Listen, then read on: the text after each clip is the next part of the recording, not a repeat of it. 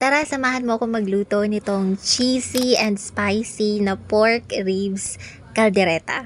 Umpisahan na po natin.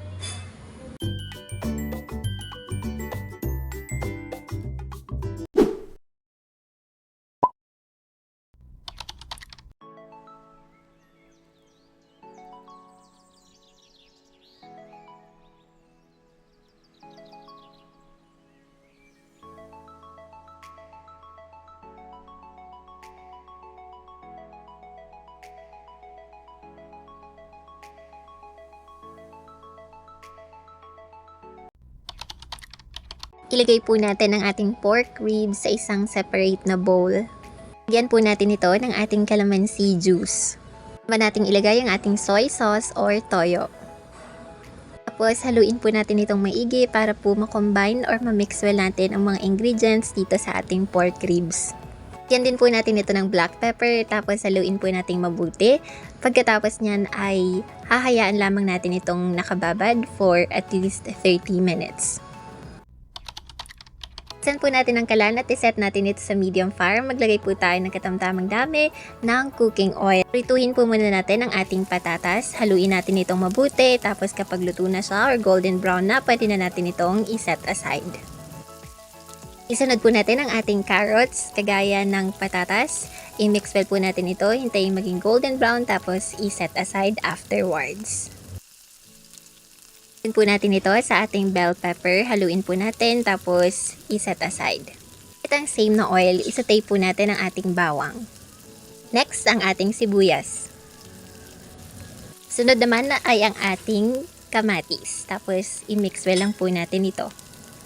This point, pwede na po nating ilagay ang ating mga minarinade na pork ribs kanina. Haluin po natin itong mabuti para pumantay ang lasa niya sa mga ingredients na nasaute na natin kanina.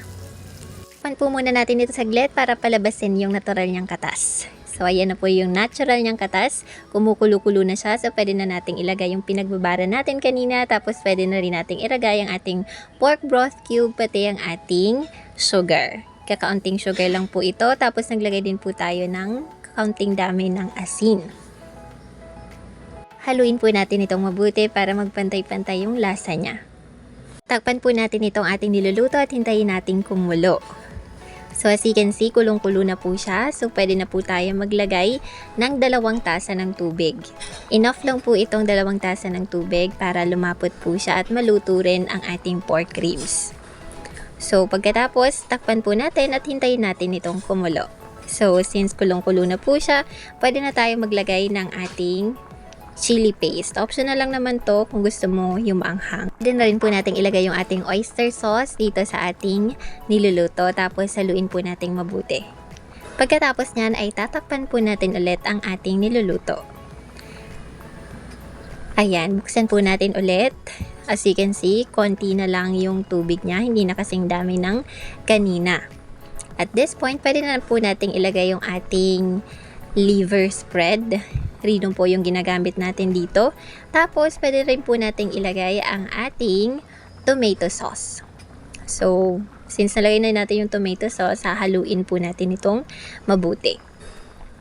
Lagyan na po natin ang ating special ingredient. Ito yung ating shredded cheese. Dagdag paraan ito para maging malapot ang ating recipe. Siyempre, hahaluin natin ito ng mabuti. Almost done na po, so pwede na nating ilagay yung prinito nating patatas kanina, pati na rin itong carrots. Tapos haluin po nating mabuti. Ang purpose po niyan ay para crunchy po ang ating gulay at hindi po siya mau-overcook. Tapos takpan lamang po natin ito para maluto yung mga ingredients na lagay natin. Tapos since kulong-kulo na po siya, pwede nating ilagay yung ating green peas. Pinapahuli natin tong green peas natin kasi sweet green peas to. So, mabilis po siyang maluto. Tapos, halu-haluin lang po natin. As you can see, sobrang creamy niya na po. Gagawin natin siyang mas creamy pa sa pamamagitan ng paglalagay nitong ating all-purpose cream. So, parang ito po yung magsisilbing gata sa ating recipe.